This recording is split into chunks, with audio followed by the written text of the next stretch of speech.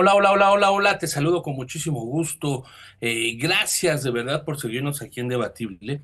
Estamos cumpliendo nuestro primer año en esta mesa de análisis, tocando temas de política, temas económicos, todo lo que nos pasa en la coyuntura y que nos puede afectar en el día a día. Así que bueno, pues gracias a los directivos de 24 horas y gracias a ustedes que nos acompañan los viernes aquí. A la mayoría en Twitter, muchas gracias a todos los amigos de X que nos ven en esta red social y en las otras redes sociales, pues también a todos los usuarios de Diario 24 Horas por sumarse a la mesa de debatible. Bueno, pues vamos a ir hasta Roma. Allá está mi amigo, el colega periodista Felipe de Jesús Monroy. ¿Cómo estás, Felipe? Muy bien, Emanuel, como siempre, un placer estar contigo y con los amigos de 24 horas. Felipe, bueno, pues es enviado de 724 y de su propio sitio que es Vatican News. Él está haciendo toda la cobertura del Papa Francisco, del cónclave, de la sucesión papal allá en el Vaticano. ¿Cómo te ha ido? ¿Cómo va la cosa, Felipe? Cuéntanos un poco. Bueno, primero la aclaración, obviamente no de Vatican News. Vatican News es el organismo Perdón, oficial de de BC información. Noticias, BC BC Noticias, que es Noticias, su BC portal Noticias, religioso. así es. Pues bueno, mira, la verdad es que ha estado sumamente interesante, muy movida todos estos días. Desde el final de los funerales del Papa Francisco se comenzaron dos momentos muy singulares. El primero es la parte piadosa, ¿no? La parte celebrativa, de honras fúnebres, que son 9 celebraciones, 9 días de celebraciones eucarísticas por el Papa Francisco.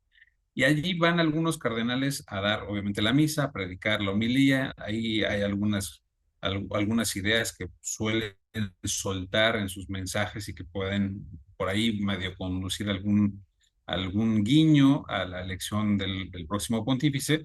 Pero sobre todo, aparte de estas misas, hay un periodo que se llama las congregaciones generales. Y estas congregaciones generales se realizan todas las mañanas en la nueva aula del sínodo, está al costado de la Plaza de San Pedro, y allí se reúnen los cardenales, van llegando poco a poco. Hoy se contabilizaron ya la mayoría de los cardenales, 120 electores todavía. Hay otros que están fuera de Roma o que están haciendo otras cosas, pero todavía faltan 4 cardenales de llegar a Roma para participar de la elección de los 135 menos los dos que evidentemente no van a participar por varias razones. Estas congregaciones son sumamente importantes y muy movidas porque hay muchos procesos que se viven allí, ¿no? Primero se hacen votaciones, como no hay un papa, es decir, el gobierno de la iglesia queda en manos de los cardenales y de la familia pontificia, que es una estructura y simbólica importantísima. Ellos tienen que ir decidiendo cada una de las cosas que deben ir pasando: la elección del día para el inicio del cónclave, el juramento de las personalidades que van a estar participando, no cardenales, dentro del cónclave, si todos los asistentes, apoyos, etcétera. Y obviamente también qué es lo que sucede con los cardenales que son cardenales, pero que el Papa Francisco les retiró sus derechos de participación. Entonces, todas estas cosas son entre burocráticas, ¿Cuántos cardenales fueron a los que administrativas. se les retiró? ¿Dos, no? ¿O cuántos fueron? Bueno, fueron más, pero evidentemente no se han apersonado. Los que llegaron aquí Sí, y no, que pues tenían, están vetados, ¿no? ¿Cómo van ahí? sí, Pero, bueno, pues vinieron. Es decir, el cardenal Cipriani, latinoamericano, del Opus Dei, y el cardenal Angelo Becciu, que fue sustituto de la Secretaría de Estado y prefecto aquí en la congregación de la Santa Sede, y que el Papa Francisco al cardenal Cipriani lo deshabilitó por las acusaciones de abuso sexual contra menores, y el caso del cardenal Becciu lo deshabilitó por malversación de fondos, recursos, etcétera, de la Santa Sede, una trama horrible. Bueno, nosotros en México conocemos muchas de esas, pero unas sí, tramas hombre, ni nos digas. terribles. Oye, Morena, el PRI se quedan cortos, no, no, no hay más o menos, ahí van con la iglesia. No, prácticas realmente, digo, la trampa casi siempre es la misma, ¿no? Este cardenal utilizó sus influencias internas para, por ejemplo, dotar de recursos económicos a fundaciones que estaban siendo administradas por su propio hermano en un país muy lejano, ¿no? Entonces, Uh, así hay cosas que van sucediendo y que los cardenales están tomando cartas en el asunto para ver si participan o no. Ya se decidió que no van a participar. Y bueno, esto los pone en ese diálogo político y burocrático en esas congregaciones generales. Estas se van a realizar todos los días hasta que inicie el cónclave el próximo 7 de mayo. Estamos ya a unos días del cónclave que pudiera ser el miércoles, ¿no, Felipe? Se dice, se Sí. comenta, porque hay muchísima información al respecto, y pues para saber que podría durar este cónclave 3 días como los últimos, o cuánto estás previendo tú, cuánto se sabe, o no se puede de medir un tiempo exacto, puede ser entre cuánto y cuánto tiempo más o menos. No, no se sabe, pero digamos, con lo que sucedió en los previos cónclaves, con los mecanismos actuales tan útiles para poder desarrollar con mucha claridad el cónclave, pues espera que sean entre 2 o 3 días máximo, ¿no? Eh, Ahora, para que sean 2 o 3 días máximo, en las congregaciones generales que se están viviendo ahora, de una u otra manera se debe haber llegado a, a ciertas apreciaciones generales, a ciertos acuerdos que ya estén dando algunas personalidades o personajes como los que pueden salir. Sí, es El decir, problema es, en estas juntas que nos comentas ya de los cardenales, ¿no? Que si bien no empezó el ajá, cónclave, diario tienen juntas en la mañana, diario se reúnen. Empiezan ya, me imagino que a llegar a una especie de acuerdos, que sí, que no, por dónde ir. O sea, ya llegan al cónclave ya con muchas pláticas, ¿no? Con muchos especie como con pues de mucho. pactos. No, acuerdos no necesariamente quizá tácitos, ¿no? No necesariamente expresados, pero sí acuerdos sobre el tipo de perfil de pontífice que se necesita, y esto tiene que ver desde la edad y el origen del mismo, es decir, aunque haya candidatos muy interesantes, pero son demasiado jóvenes, pues no lo van a salir en las ternas, o si son demasiado viejos, o si tienen alguna enfermedad subyacente, o si su naturalidad pues quizá pueda estar en alguna complicación. Por ejemplo, en una cosa muy curiosa, la regulación canónica para los cardenales que sí pueden participar como electores del próximo papa indica que no pueden superar los 80 años, ¿no? Entonces, el más viejo tiene 79,9 años, ¿no? Que va a participar como elector, y ya los cardenales más viejos no van a poder elegir. Bueno, hoy salió la curiosidad sobre un cardenal de africano cuya, cuya edad está en cuestionamiento, si tiene 79 o si tiene 80 años ya cumplidos. Si tiene 80 años Uh, cumplidos no puede participar como elector, si tiene 79 sí. ¿Cuál es el problema? Que la calendarización tanto de la Santa Sede como de su propia nacionalidad, de su propio país, pues tiene una divergencia. Entonces, imagínate la cantidad de suspicacias que pueden ocurrir en estas congregaciones en donde este, cómo vives tú, qué es lo que has hecho, tienes buenos recursos para vivir, te has aprovechado de tu posición eclesiástica o qué ideas originales tienes. Todas estas cosas se van discutiendo ahí en la congregación de los cardenales. Esta mañana, por ejemplo, recibieron los cardenales un tabicón como de este vuelo, que es como un almanaque de los propios cardenales, ¿no? Está su fotografía, su nombre y su hoja de vida, que es lo que han hecho, su vida y obra. Y lo más curioso es que dicen los cardenales al salir de esta congregación que fue la mejor manera de comenzar a conocerse porque muchos de ellos no se conocían. Entonces, ya teniendo un documento pequeñito, bueno, ni tan pequeñito, un documentote de ese tamaño del Colegio de Cardenales, van a revisarlo seguramente en esta noche y van a decir, bueno, no sabía esto de tal cardenal. Y esto, pues, es lo que se está viviendo constantemente, ¿no? Conocer a los cardenales, saber cuáles son sus ideas, sus trayectorias, sus orígenes, son muy diversos, y a partir ya de esa valoración se hará el discernimiento y seguramente se votará a partir del 7 de mayo. La primera votación para elegir al Papa será el próximo 7 de mayo por la tarde. En la mañana será la misa y en la tarde será la primera votación. A todas luces, es muy probable que la primera votación veamos la fumata negra, negra. que no se ha llegado a un acuerdo, Pero después, al 8 de mayo, en las otras cuatro votaciones, puede que en una de esas pueda salir, o si no, de plano, hasta el tercer día. Por eso siempre se maneja entre estos 2 y 3 días para que se resuelva la elección del pontífice. ¿Cuál es la edad mínima, Felipe? Entendiendo, no sé si hay una edad mínima, lo dijiste, pero no se comentó que la edad máxima podría ser 80 años, ya es grande. 79 años todavía puede aplicar, pero es joven, pero 80 años, bueno, no es joven, pero 80 años ya la iglesia estaría, Sí. pues ya no podrían participar.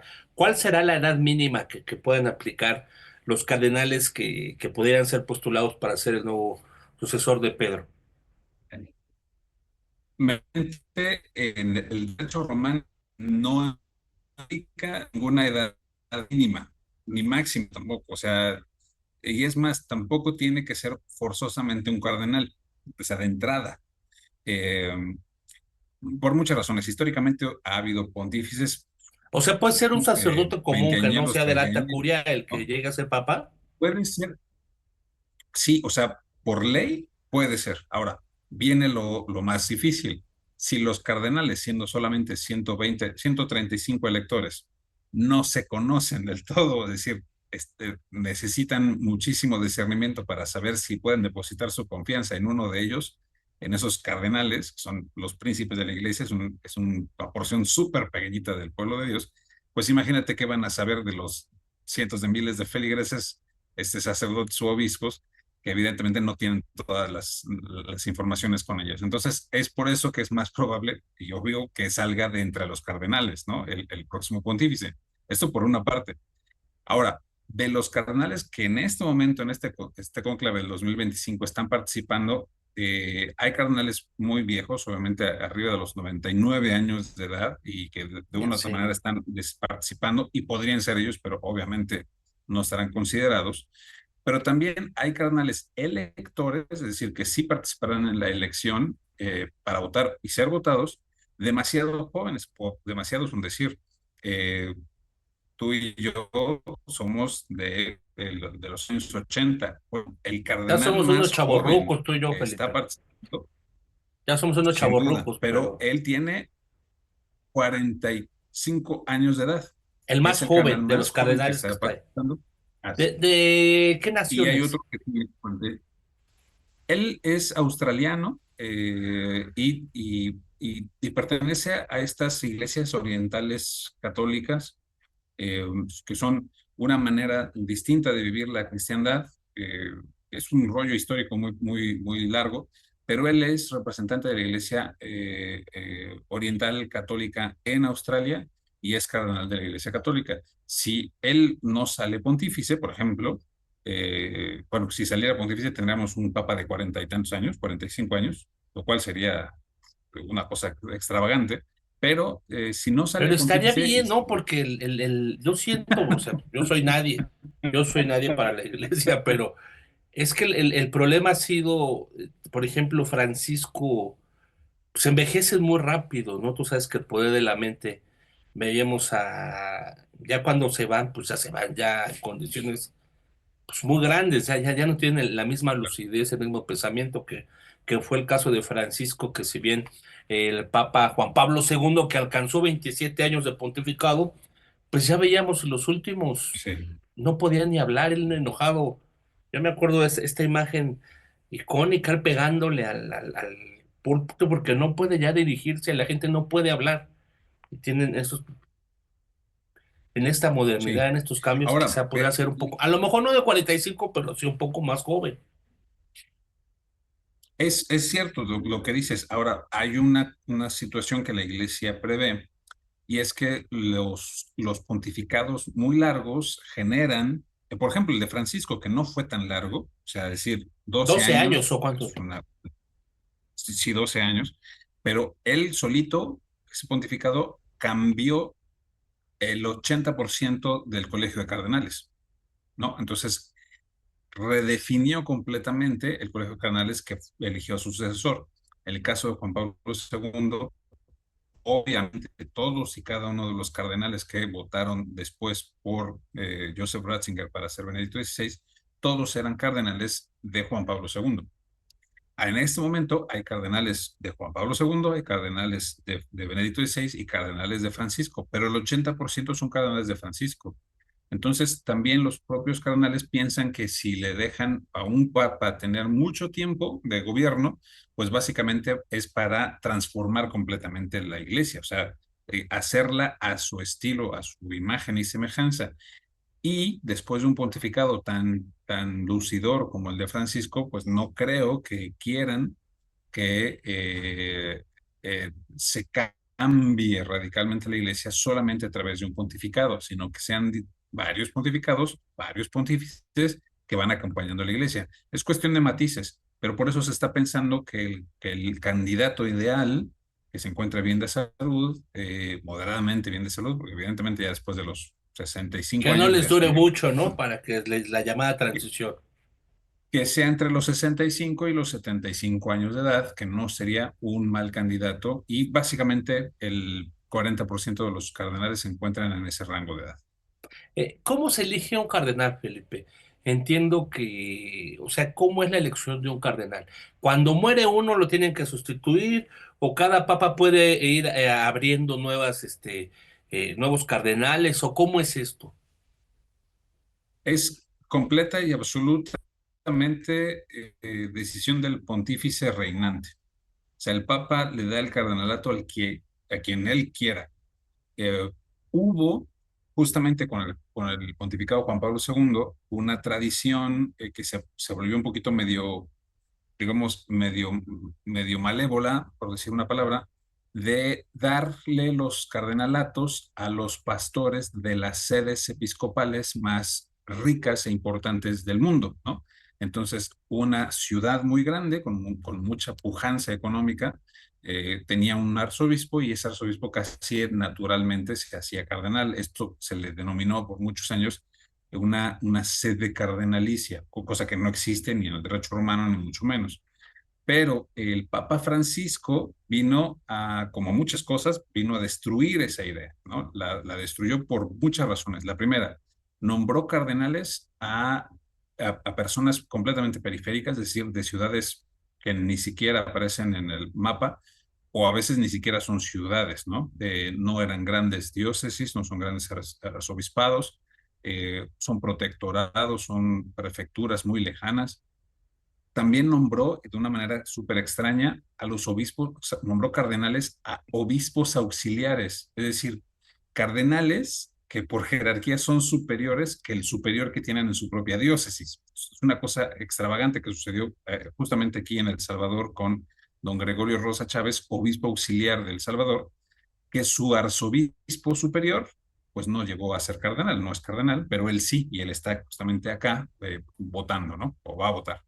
Y hay otros cardenales que fueron electos por Francisco y que ni siquiera tenían el orden episcopal, es decir, no eran ni siquiera obispos, eran sacerdotes, en el caso de Cherny.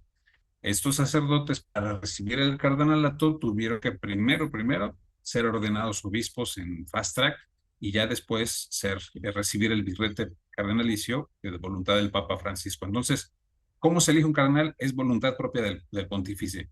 Y la tradición un poco nefasta de comparar el poder económico y político de una sede al cardenalato la rompió Francisco, justamente yendo por los últimos del planeta y por los más humildes. O sea que muchos de los nuevos cardenales ya tienen que ver con congregaciones pobres o congregaciones que se los dio por otro tipo de atributos, ¿no? Que era más que una ciudad poderosa, una ciudad con mucho poder político, que es lo que sucede en la iglesia, sobre todo cuando es un poder tan grande, ¿no? Gobernar o, bueno, Así no, es. codirigir a 1.400 millones de fieles en no sé cuántas ciudades, en no sé cuántos países, en no sé cuántas regiones ha de ser complejo, ¿no? Algunas partes, pues ¿No? no. Y a México le dolió mucho estas decisiones del Papa Francisco porque, por supuesto, el arzobispo de México es cardenal, el arzobispo de Guadalajara es cardenal, punto, ¿no? Y coinciden con las sedes cardenalicias. Ahora sí, el cardenal Robles se la dio Benedicto XVI bajo ese mismo esquema y el cardenal Aguiar la recibió siendo arzobispo de Tlalnepantla, ¿no? Que de repente ni siquiera se puede pronunciar de este lado, no conocen estas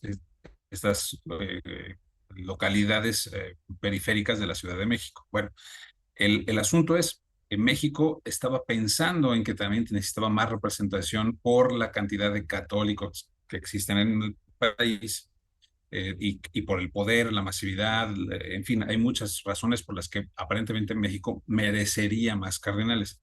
Y Y sin embargo, Francisco el dijo Papa que no. Francisco le dio, fíjate nada más, le dio el cardenalato o un prefecto, ni siquiera era arzobispo, un sacerdote que custodiaba una pequeña comunidad de fieles en Mongolia, cardenal Giorgio Marengo, también es muy joven, 47 años, le dio el cardenalato. Y cuando fue a visitar el Papa Francisco a esta comunidad, toda la comunidad se tomó una fotografía afuera de la iglesia, de la catedral, pues de allá. Toda la iglesia, todos los fieles católicos, todas las religiosas, todos los sacerdotes y el obispo, Giorgio Marengo, todos cabían en la misma fotografía, porque es una Ve, iglesia súper pequeñita. Entonces, y imagínate, le dio, lo hizo y cardenal. le dio el cardenalato. Entonces, bueno, esas son las cosas que hizo Francisco y que también están en debate justo en estos momentos. Y bueno, pues también en México vemos, ya no podemos abundar y ser, estamos hablando de la iglesia, pero pues vemos, ¿no? Los casos de Juan Sandoval Íñiguez y Onésimo Cepeda, y que bueno, pues ya como, lógicamente como humanos, como personas, que somos, pues ya se apegaron mucho al poder, ¿no? ¿Qué has visto, otros datos curiosos que tú has visto ahí en Roma, Felipe, estas 2 semanas o 3 que llevas y que estás viendo esta? De este lado se alcanza a ver como que no hay un jaloneo tan ríspido como el que se pudiera entender entre la iglesia, o al menos públicamente está muy calmado las cosas, como que saben que, pues, que tienen que ponerse de acuerdo ahorita, que no se pueden pelear en público, ¿no?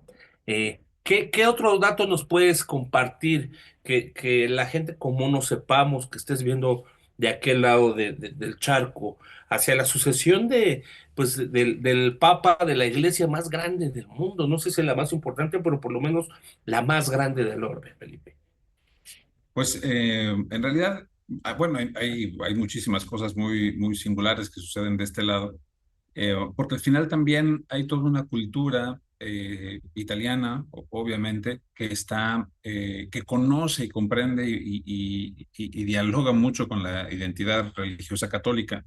Entonces, muchas de la información cotidiana de este lado se ve traspasada por el tema de los cardenales. Entonces, la celebración del Día del Trabajo, ¿no? Necesitamos una declaración de los cardenales a propósito de esto.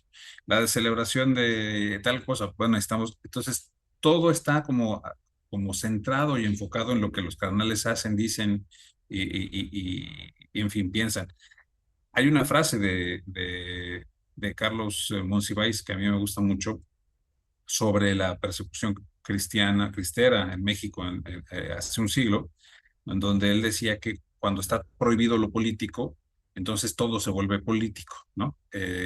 Y pasa algo más o menos semejante acá. Cuando está prohibido todo tipo de mensajes sobre quién puede ser el candidato, quién puede salir el electo papa, si nuestro cardenal favorito y preferiti es Mengano o es Sutano, como no se puede decir, se utilizan todas las herramientas y todas las creatividades humanas para potenciarlos. Por ejemplo, aquí los romanos, particularmente la ciudad de Roma, el candidato de la mayoría de los romanos es el cardenal Zuppi, presidente de la Conferencia del Episcopado Italiana. Él es oriundo de Roma, nació en Roma, entonces obviamente lo encuentran muy cercano. Lo encuentras en las noticias y cuando lo van a mencionar, cuando mencionan, ahí está el cardenal Mengano, el cardenal Sutano, el cardenal Perengano y nuestro cardenal Supi, ¿no? Entonces siempre dicen nostro, el nostro. Y así todas estas cosas van generando esta circunstancia un poquito política, ¿no? El caso, por ejemplo, el cardenal Parolín se le ha estado achacando una cantidad gigantesca de achaques, males, situaciones terribles para que, no sé, dos cosas se piense que su pontificado de llegar a pontífice pueda ser breve y eso pueda ser útil para los cardenales, o que no se elija porque justamente tiene algún tipo de padecimientos. Hoy la sala estampa de la Santa Sede salió a decir que el cardenal se encuentra bastante bien y que pues, no necesita ningún otro tipo de circunstancia, ¿no? Pero, en fin, son estos juegos donde todo lo que no se puede decir se dice y sigue siendo político, aunque no se acepte que se está hablando de la sucesión del Papa Francisco. Interesantísimo. Y bueno, pues nos das una especie de luz a todos los que estamos de este lado. Tú que estás allá en Roma. Felipe, te agradecemos muchísimo, como siempre, tu disposición, que te conectes. Tienes los horarios muy movidos allá. ¿Qué horarios ahorita en Roma? Bueno, estamos ya a 7:30 de la noche, apenas está bajando el sol, eh, pero bueno, aquí Roma es y más con estas festividades del día primero, este fin de semana, es una ciudad sumamente ruidosa, felizmente ruidosa, es decir, hay muchos transeúntes, turistas, paseantes, viajantes, etcétera. Entonces, está sumamente vibrante la ciudad y por supuesto, ahí la Ciudad del Vaticano, pues recibe cientos y cientos y cientos de personas cada segundo, porque están muy al pendiente tanto de los cardenales como de la Sobre sucesión todo del... ahorita, ¿no? Ha de haber muchísimos turistas, mucha gente. Ha de ser Sí, una de las zonas ceros del mundo más importantes. Me decías que la hace mucho capital del calor de mundo. aquel lado.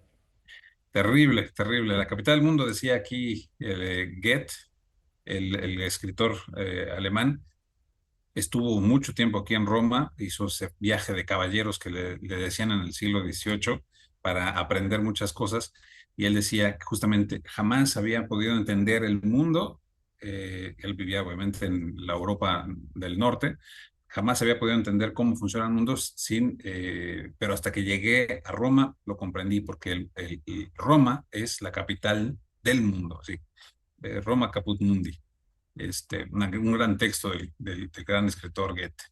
Sí, aquí estamos y esperamos que una vez que inicie el cónclave sigamos platicando y cuando salga el próximo pontífice, con el nombre que elija, pues también lo podamos comentar aquí con todos ustedes. Claro que sí, va a ser. Bueno, tú solito te invitaste, ya dijiste, ya no nos puedes decir que estás ocupado. Felipe, te mando un abrazo fuerte, te agradezco mucho tu disposición y te deseo, bueno, pues unas 2 o 3 semanas más felices allá en Roma. Aquí estaremos, Emanuel. Un abrazo a todos.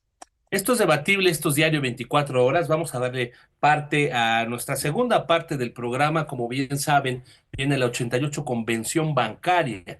Entonces, ¿en qué momento, ¿En qué momento de la guerra comercial, de la guerra arancelaria? Vamos a platicar con Marcela, se me fue aquí el nombre, bueno, pero ella es directora de Citibank México, que nos dice cómo llegan hasta esta convención, cómo llega la banca, hacia dónde tiene que ir. Los dejamos con esta entrevista. Adelante.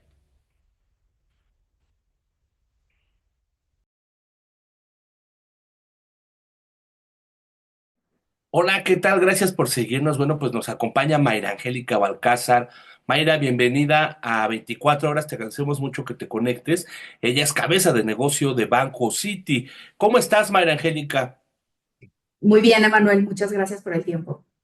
Oye, a ver, gracias a ti, ¿cómo llega Citi a esta 88 convención bancaria? Cuéntanos, ¿en qué momento estamos? ¿En qué momento está su banco? ¿Cómo está llegando? Mira, yo te diría, llegamos, como bien sabes, a finales del año pasado, en diciembre, tuvimos la separación.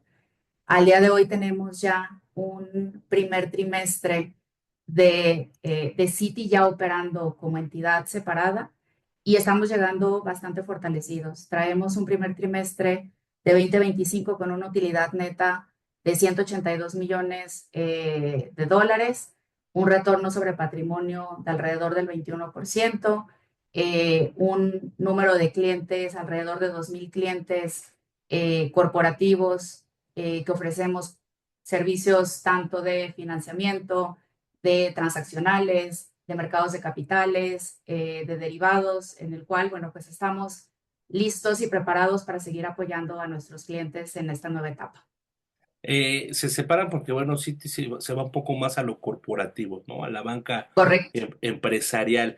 ¿Cuáles son los retos hacia 2025? ¿Hacia dónde piensan ir Me imagino que tienen una proyección de cómo cerrar el año y de acuerdo pues a los factores sociales, económicos que estamos viviendo, que si los aranceles, que si la desaceleración, que si pasa esto aquí, si pasa esto allá. ¿Cuál es la meta de sitio o la ruta a avanzar hacia lo que resta del año, Mayra? Mira, Manuel, para nosotros lo que es muy importante es seguir apoyando a nuestros clientes, tanto en la parte local como en la parte global, donde tenemos una de nuestras principales fortalezas. Y eso lo vamos a seguir haciendo como lo hemos venido haciendo eh, en el caso de Citi, con una historia de casi 100 años acá en México. Y la manera es acompañándolos en lo que ellos vayan realizando, ¿no? Vemos efectivamente, como tú bien dices, hay temas, distintas variables este año que todavía hay cierta incertidumbre, pero al mismo tiempo vemos movimiento por parte de nuestros clientes, tanto los clientes locales dentro del país o en sus operaciones internacionales y también actividad de nuestros clientes de Citi y de Citi Commercial Bank en otras partes del mundo teniendo presencia en México. Entonces, nosotros seguimos con el mismo compromiso con México y con nuestros clientes en seguirlos apoyando durante este 2025. ¿Ustedes tienen que ver con la OPI, con la salida a bolsa, o ya no tienen nada que ver con No, la salida a bolsa absolutamente nada. de Banamex? Ok. No, Recientemente, Mayra, un análisis de Citi, pues hablaba, bueno, nada más mencionaba que estábamos en recesión técnica por los números que habíamos tenido. ¿Cuál es su proyección ahora? ¿La van a cambiar? ¿La mantienen? ¿O cuál es la proyección del PIB de nuestro país? Sí, tengo el audio prendido, sí. Después de que, bueno, un muy modesto, ligero, pero finalmente casi casi de panzazo tuvimos un crecimiento, creo que de 0.05% en este trimestre. ¿Cuál va a ser la proyección ahora de Citi? ¿La mueven, la mantienen? ¿O cómo ven esto hacia lo que viene?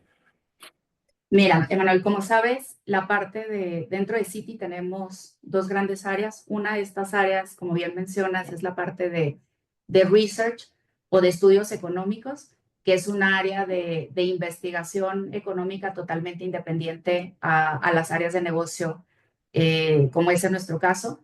Entonces, esa parte te diría, creo que Julio, que es nuestro economista en jefe, es el mayor Es el capacitado que para ese tema, pero lo que sí te puedo decir es que hoy lo que tenemos de crecimiento por el lado de nuestra investigación económica es un crecimiento del PIB del 0.2% para 2025 y de 1.6% para 2026. es lo que están proyectando. Correcto. ¿Cómo ven la banca corporativa en general en el país? ¿Por qué apostar ahora a este servicio? ¿Hay posibilidades en México de crecer, de ir más allá? ¿Cómo ven el país en momentos tan complicados, no solo para ustedes, sino para todo el mundo? Total. Te platico un poco la organización dentro de Citi. Tenemos dos grandes bancas que manejamos la parte de relación, quizás una tercera que es la parte de Private Bank, pero las dos más importantes es la parte de banca corporativa y la segunda parte que es la que manejo yo es Citi Commercial Bank o lo que se conoce también como banca de empresas. En mi caso, lo que yo te puedo decir es, con nuestros clientes, qué tipo de clientes nosotros tenemos dentro de Citi Commercial Bank. Son clientes locales mexicanos con un crecimiento importante que vemos y que los queremos acompañar. No son los grandes corporativos como maneja la banca corporativa, en donde la mayoría ya son empresas públicas, acá son empresas familiares, pero de gran crecimiento. Y lo que estamos viendo es ¿Todavía crecimiento. pymes o ya no nada de No, te pymes? diría ventas alrededor de 100 millones de dólares para arriba, sin llegar a ser públicas. Te diría, esa es como la parte del empresariado mexicano local. Y las empresas multinacionales, que son clientes de Citi Commercial Bank en otras partes del mundo, que tienen subsidiarias dentro de México. Ese es el universo que yo manejo. Y la oportunidad que vemos, seguimos viendo una oportunidad. Cierto es que ante mayor incertidumbre, quizás vemos más cautela, sobre todo de aquellas inversiones nuevas que querían venir a México, pero los clientes hoy que tenemos en nuestra cartera, la parte local lleva muchos años, evidentemente, dentro del mercado mexicano. explorando ciertas actividades quizás fuera de México, potenciales expansiones, y ahí es donde nosotros podemos irlos apoyando en ofrecerles el contenido local, pero al mismo tiempo el conocimiento global, que hoy creo que más que nunca, como tú bien decías, se vuelve fundamental. El poder conectar con conocimiento de industria, de qué está sucediendo de su industria en otras partes del mundo, cómo podemos aprovechar, cómo podemos automatizar, cómo podemos sacar eficiencias en su manejo de operación, ¿no? Yo creo que hoy, sin lugar a dudas, la combinación, y esa yo creo que es una de las fortalezas más grandes que tiene Citi. Citi México es la posibilidad de utilizar todo nuestro músculo y conocimiento local con el conocimiento y el potencial global que tenemos con presencia en más de 100 países en el mundo. Dices, bueno, se ha consolidado las firmas locales que ya estaban, y hay un poco, en resumen, lo que me dices, se ha frenado un poco, sobre todo por el nerviosismo, el miedo, la incertidumbre de qué puede pasar. Se ha frenado un poco la llegada de nueva inversión, Mayra. Sí, te diría que inversión nueva, y eso también Julio puede comentar más, pero los datos de inversión extranjera nueva que está llegando, comparados con la inversión total, yo creo que sí se ha ralentizado. En nuestro caso, las empresas multinacionales con presencia en México, las que ya existen, siguen trayendo inversión, siguen trayendo operación. Nosotros tenemos una meta, Citi Commercial Bank, te diría que es el motor de crecimiento a nivel global de Citi, ¿no? Son las empresas, como te comentaba, de crecimiento, donde vemos y cómo los podemos ir apoyando.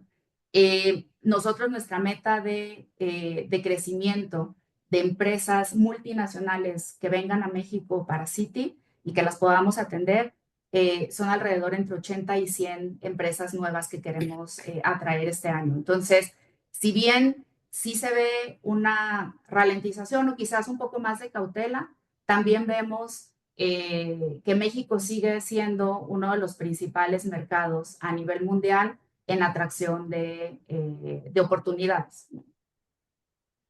Por la cercanía con Estados Unidos, ¿no? Bueno, por todo el entorno, el mapa en el que estamos y muchos factores.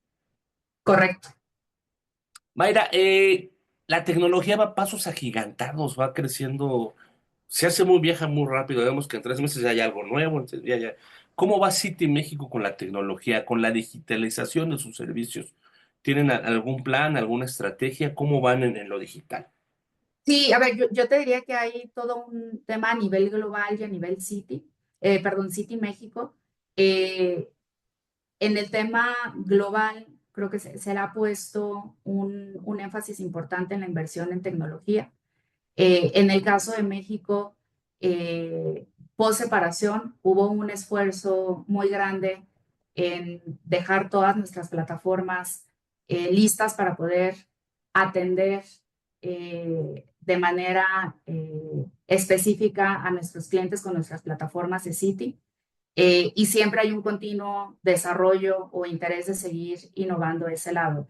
Hay cierto tipo también por el lado de tecnología, la manera de ver cómo se interactúa quizás con algunos fintechs para tratar de tener, o sea, si bien somos un banco más tradicional, ver cómo poder hacer uso o beneficio de ya sea de fintechs o de alguna otra herramienta para poder seguir a la vanguardia, sobre todo en procesos de aperturas de cuenta, ver de qué manera podemos ser mucho más eficientes y ágiles en la operación con nuestros clientes. Pero sin lugar a dudas es un componente importante. En México, Citi México, supremamente más importante con motivo de la separación, asegurándonos que tenemos todo el capability para seguir sirviendo a nuestros clientes. ¿Cuánto tienen destinado, no sé si ustedes revelen sus números, para prestar este año, o cuánto tienen de soporte en caso de alguna contingencia para dar este apoyo a todas las empresas con las que están trabajando, Mayra? Mira, te voy a dar números en dólares, que bueno, fluctúan un poco ahora con el tema del tipo de cambio, pero para que te des una idea de la relevancia, de la magnitud de Banco City México. Nuestro capital es alrededor de 4 billones de dólares para manejar Citi México.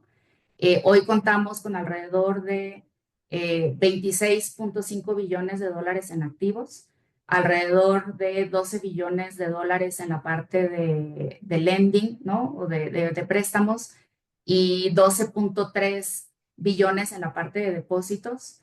Y eso te puede dar una idea del nivel de capitalización el cual tenemos. Recientemente fuimos incorporados a la lista de bancos sistémicos en México por el sector financiero mexicano, y estamos listos y cómodos con lo que tenemos hoy en cuanto a balance y capital para poder seguir apoyando a nuestros clientes sin ningún tema. Perfecto, muy bien, Mayra. Pues estamos platicando con Mayra Angélica Balcázar. Ella es una de las principales directivas de Citi México, del área corporativa. Vemos que los cargos pues son muchísimos, pero es una de las cabezas principales de este banco. Mayra, sabemos que ya se frenó, que es complicado, pero ¿estamos listos? ¿Está listo Citi para una posible todavía recesión hacia los siguientes trimestres del año? Yo te diría que hoy lo que vemos, y eso lo vemos tanto del lado de Citi como del lado de nuestros clientes, hoy vemos mucho más atención sobre los movimientos y los movimientos de las variables que se están dando, eh, que son varios y son efectos contrarios en algunos momentos. Entonces, te diría, la respuesta es sí.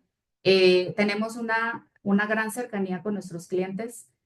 Hoy más que nunca, el estar cerca, entendiendo las dinámicas, cada cliente, el impacto en cuanto a tarifas, el impacto ante variables económicas, el impacto entre una posible desaceleración o toda esa parte hoy a cada cliente le juega de manera distinta en función de qué tanto exportan, de qué tanto contenido tienen con Estados Unidos. Entonces, yo te diría que hoy lo que predomina es la cercanía con nuestros clientes, entender cuáles son sus preocupaciones y acompañarlos proactivamente en buscar soluciones que los dejen a ellos y a nosotros mucho más tranquilos. Entonces, muy atentos a cómo se va desenvolviendo toda esta dinámica.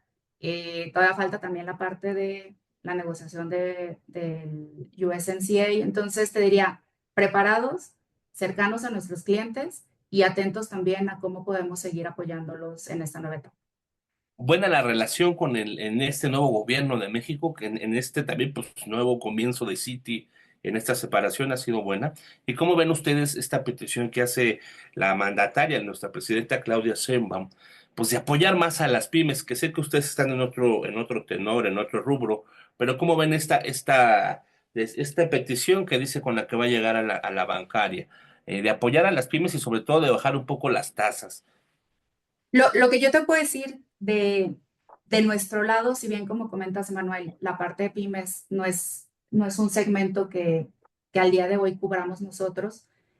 Lo que sí tenemos es, nosotros cubrimos, como bien decías, toda la parte del segmento de banca corporativa, el siguiente segmento de las grandes bancas de empresas y a toda la banca multinacional prácticamente que tiene presencia en México.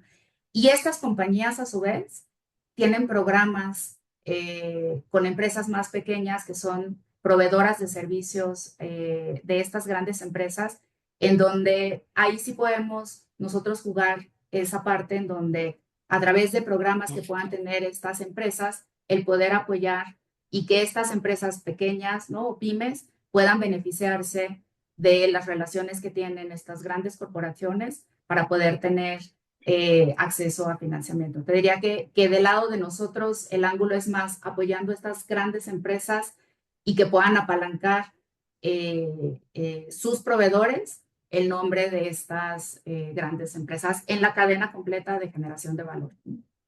Esta guerra comercial que emprende el gobierno de Estados Unidos, las tasas, los aranceles, ¿tienen alguna proyección? ¿Creen que nos pueden beneficiar, nos pueden afectar? Lo hace, dice que para beneficiar a Estados Unidos, pero hay muchísimos economistas, muchísimas casas que están diciendo que pues van a ser los principales afectados ellos mismos. ¿Qué están proyectando ustedes con los famosos aranceles que, bueno, nos los pone 3 días, nos los quita 2 y luego nos los vuelve a poner de otra forma? Sí, y yo creo que eso es lo complicado de poder tener una proyección al día de hoy.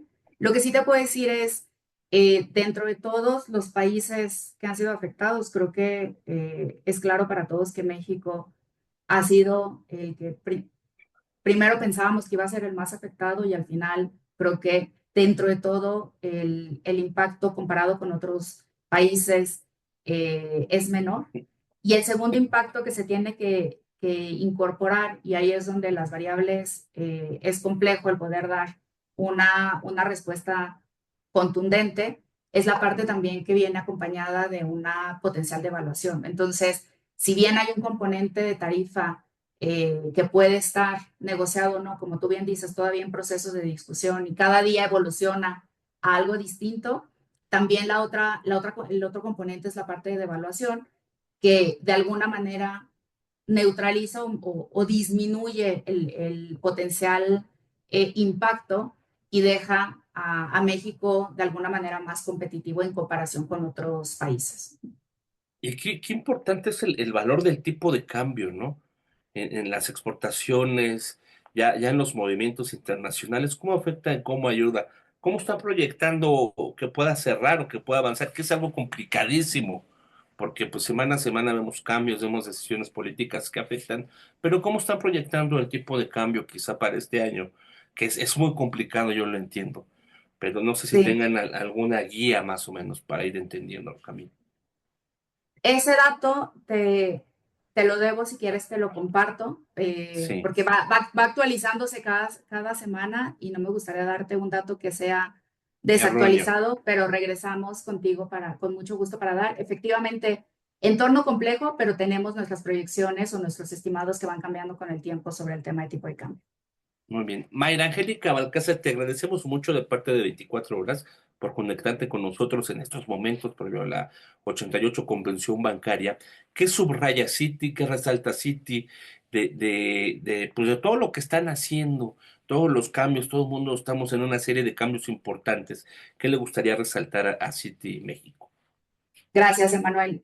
Yo te diría, el reforzar el compromiso que tenemos con nuestros clientes, tanto locales y multinacionales con presencia en México, nuestra solidez en cuanto al el capital invertido de Citi en México, el, la cantidad de activos que tenemos y que queremos seguir apoyando, la buena capitalización que tenemos en esta institución y que si bien es un nuevo capítulo en esta historia, ya como Citi, tenemos más de 100 años operando en México y la idea es poder seguir creciendo y acompañando a nuestros clientes en todo lo que vayan haciendo. Pues muchas gracias, Mayra Balcázar. Les deseamos un gran éxito y vamos a estar pendientes de Citi, por supuesto. Y gracias a toda la gente que está siguiendo esta mesa de información. Los invitamos a que sigan navegando por diario, 24 horas, el diario Sin Límites, y que se suscriba, por supuesto, a todas nuestras redes sociales. Muchas gracias, Mayra. Te mando un abrazo fuerte. Igualmente, gracias. Muchas gracias, Emanuel, y saludos a todo tu auditorio.